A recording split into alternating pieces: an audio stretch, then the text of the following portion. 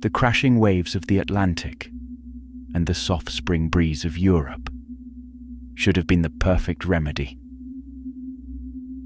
But for Claire, a young woman from Canada still stumbling through the grief of losing her mother, the storm inside had yet to settle.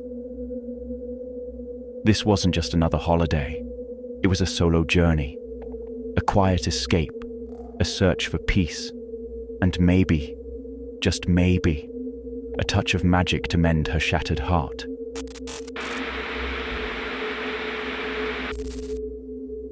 Lisbon, a city of hills, narrow alleys, and old buildings that whispered tales of time, became the first chapter of her adventure. After a long, draining journey, Claire finally arrived in Alfama, the beating heart of the old city, a winding maze of stone and silence. And there it was, the address she had booked in advance.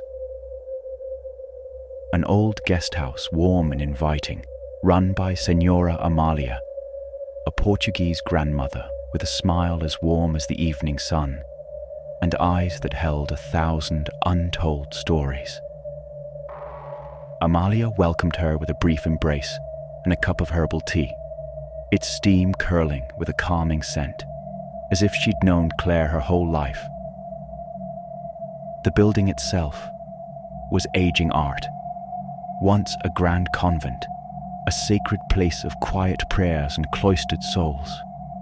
Then somehow, a private residence filled with laughter and sorrow, until it finally opened its doors as a guest house, ready to greet wanderers from every corner of the world. Its architecture stood firm, adorned with faded azulejo tiles that still carried their charm, and tall windows that opened to Lisbon's red rooftops. Claire was immediately captivated. There was a kind of peace there, a hush that calmed her frayed nerves. But underneath that serenity, she felt something else, something heavier, as if the walls still held onto echoes of forgotten whispers, stories buried, waiting to be found. The first night at Senhora Amalia's guest house passed quietly enough, at least until Claire awoke from her restless sleep. The clock read just past 2 a.m. She stirred. Something had pulled her from sleep, a faint sound in the hallway just beyond her door. Footsteps, dragging, slow, deliberate. At first she told herself it was nothing, perhaps another guest returning late, or someone heading quietly to the bathroom.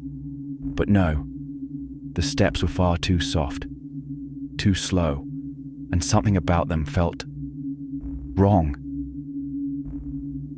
Claire held her breath, straining to listen, to feel whatever was out there. The footsteps repeated, back and forth, measured, patient. Then they stopped. Right in front of her door, a silence fell, thick, heavy, as if someone was standing there, close enough to hear her breathing, to hear her heartbeat. Her skin prickled. The fine hairs on her neck stood up. She remembered Senhora Amalia's words earlier that evening. The guest house wasn't full. In fact, Claire was the only one staying on the upper floor. So then, who was outside her door? She didn't move, didn't speak, only waited, frozen beneath the sheets. For a long moment there was nothing. Then the footsteps returned, fainter now, retreating, down the hallway until they vanished completely. Claire exhaled slowly, trying to shake the feeling, telling herself it was just the house, just the wind, just imagination. She turned over, pulled the blanket tighter around her, closed her eyes, but the unease lingered, clinging to her, like something old and unseen that had noticed her, and wasn't quite ready to leave. The next morning, Claire tried to push the events of the night before from her mind.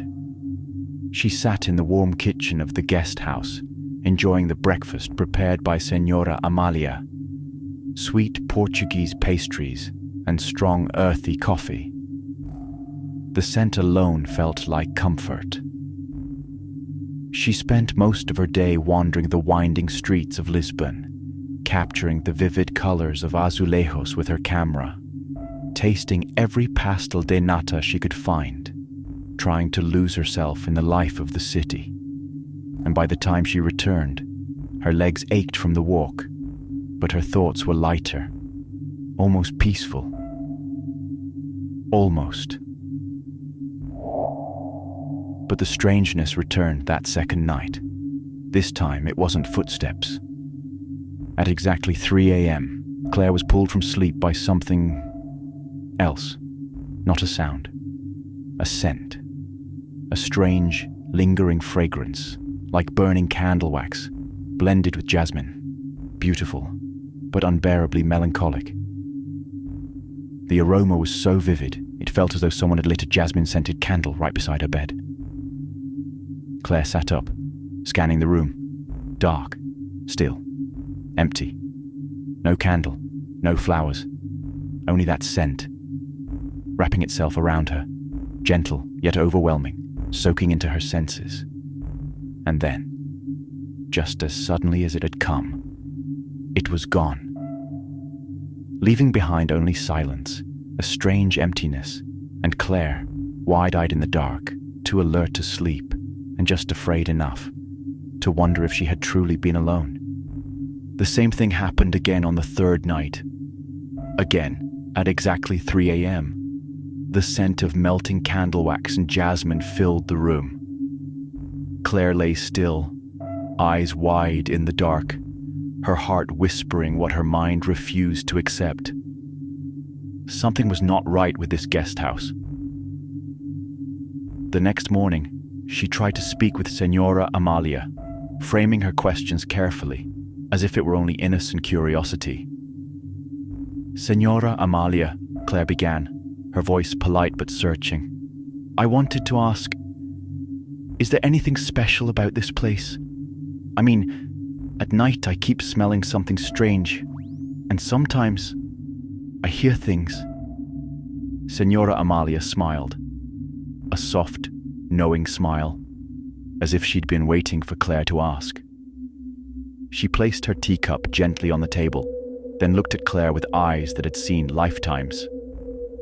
This house, she said, in a thick, melodic Portuguese accent, is full of memories, querida. So many memories. If you stay calm, they will stay calm too. Claire didn't quite know what that meant. Was it just an old woman's poetic way of saying the building creaked at night? Or did her words carry something deeper? Did Senora Amalia know more than she was willing to share?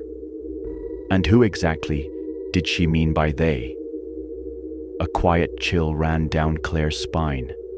Not fear, but a kind of awareness. A feeling that she had stepped into a story much older than herself, a story written in whispers and sealed within these walls long before she ever arrived. After her conversation with Senora Amalia, Claire didn't feel any calmer. If anything, her restlessness only deepened. The words, "This place holds memories," and "If you stay calm, they'll stay calm too," echoed in her mind like a chant, refusing to be forgotten. She was beginning to understand. This guest house was hiding more than just history. That night, Claire's sleep was filled with strange dreams. She found herself walking down a long corridor, lined with heavy wooden doors identical to the ones she'd seen in the old monasteries from the Lisbon history books. From behind each door, she heard voices, women chanting prayers in a language she didn't recognize, yet one that felt sacred, holy. But mingled among the prayers were whispers, not holy but sorrowful. Dark, curses, lamentations, They crawled through the cracks, disturbing the peace, until Claire's skin prickled with cold dread. The dream felt real, so real that when she woke, her heart was racing, and sweat clung to her skin. A few nights later, it became more than dreams. Claire had gone downstairs to fetch water in the still hush of midnight. As she returned down the dim corridor, she passed the old mirror that hung on the wall. An antique with a frame dulled by time. And there, reflected in the glass, stood the shadowy figure of an old nun, tall and gaunt, draped in dark robes, motionless at the far end of the hallway. Claire spun around, but there was nothing. Only darkness. Only silence. Her heart pounded. She wiped her eyes, told herself it was just fatigue, just shadows and imagination. But deep down, she knew what she had seen was no illusion. From that night on, Claire began to feel watched, especially when she passed near room number 3. That room was always locked, always dark, and never rented to guests. Senora Amalia always had an excuse. It's under renovation, or it's not available at the moment. But whenever Claire walked by it, a strange coldness seeped into her skin, as if eyes unseen were watching her from behind that heavy wooden door. The atmosphere in the guest house had shifted. What once felt like a quiet charm was turning into something unsettling. Her curiosity and her fear grew hand in hand, one feeding the other with every passing night. Claire's curiosity finally overpowered her fear.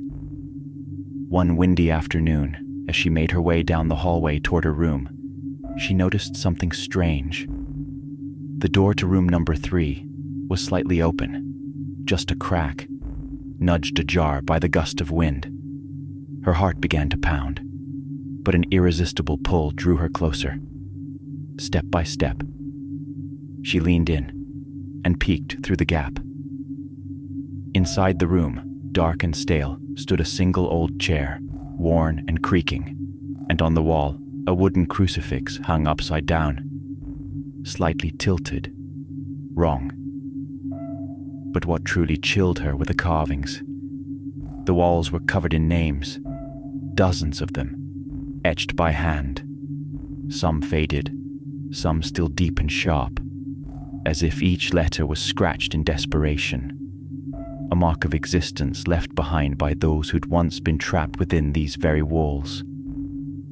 Claire stepped in. The air was ice cold, thick, almost hard to breathe. She looked around, trying to understand why this room was locked and why it felt so deeply wrong. Then, a loud slam.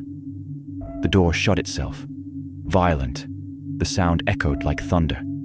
She ran to it, grabbed the handle, but it was sealed, locked tight. Her pulse surged. She pulled, pushed, nothing. Time slowed. Every second dragged like an eternity. The air grew heavier, colder. The sweet, melancholic scent of jasmine filled the room, stronger than ever before. Then, right beside her ear, a whisper. High-pitched, icy, unmistakable. She is not at peace, because a promise was broken. That whisper sent shivers racing down Claire's spine. She stumbled back, eyes darting. And then, she saw it, beneath the old chair. A piece of paper aged and brittle, half buried in the shadows. With trembling hands, Claire reached for it. It was a letter. The paper had yellowed with time. The ink had faded, but the words were still there, still breathing, written in Old Portuguese. The script was delicate, but heavy with emotion. Claire focused, translating line by line. It was a confession, penned by a nun who had once been imprisoned here, punished for heresy. In the letter, the nun vowed to return, to seek justice, to uncover the truth that had been buried beneath silence and stone. Her voice, though written centuries ago, echoed through the room as if she were still waiting, still watching. And then, without warning, the door creaked open. No footsteps, no key, just unlocked. As if the room itself had decided to release her. Claire stumbled out, gasping, her heart racing. But now, she carried more than fear. She carried the weight of a forgotten truth, a vow made in torment, and a restless spirit still waiting to be heard. The next morning, Claire sat at the small wooden table, her face pale, her eyes dark with sleeplessness. With a quiet voice, she told Signora Amalia everything: the footsteps, the jasmine scent, the dreams of cloistered halls, the shadow in the mirror, and finally, what happened in room 3, the whisper, the inverted cross, the letter, and the vow. Signora Amalia listened in silence. Not a word, not a single interruption. Her eyes, usually warm, now distant, almost hollow. When Claire finished, a heavy silence lingered, then a long, weary breath. "They all want to be heard, my dear," Signora Amalia whispered, her voice laced with sorrow. Her gaze found Claire's, deep and mournful. "That room holds a secret that cannot be atoned for." Claire didn't ask for more. She understood. Some wounds run too deep, some truths too dark to be spoken aloud. That morning, she made a decision. She packed her bags and booked a room in another part of the city. Somewhere brighter, somewhere newer. The fear still clung to her, like fog that refuses to lift. But beneath it, there was relief, a fragile peace, a step away from whatever haunted that house. Before leaving, Claire paused. She stood in front of room 3, the door now sealed tight. She whispered a quiet prayer, a plea for peace, for the restless souls trapped within those walls, especially the one who left behind that letter, still waiting for justice and release. As Claire turned to leave the guest house for the last time, she glanced down the hallway one final time. There, a faint silhouette, barely visible, nodding slowly, not threatening, not angry, but solemn. Grateful, perhaps, a silent goodbye. Claire left Lisbon behind, continuing her journey through Europe. But the guest house in Alfama never quite left her. Even months later, back home in Canada, in a modern apartment far from cobblestone streets and cloistered shadows, Claire still wakes, every night. At exactly 3 o'clock, and every time, that same scent, jasmine and burning wax drifting through the darkness. There are no candles, no flowers, just memories, and a lingering presence. The guest house, its whispers, its secrets, have followed her, now and always. A haunting that feels less like a curse and more like a bond she never asked for but can no longer deny.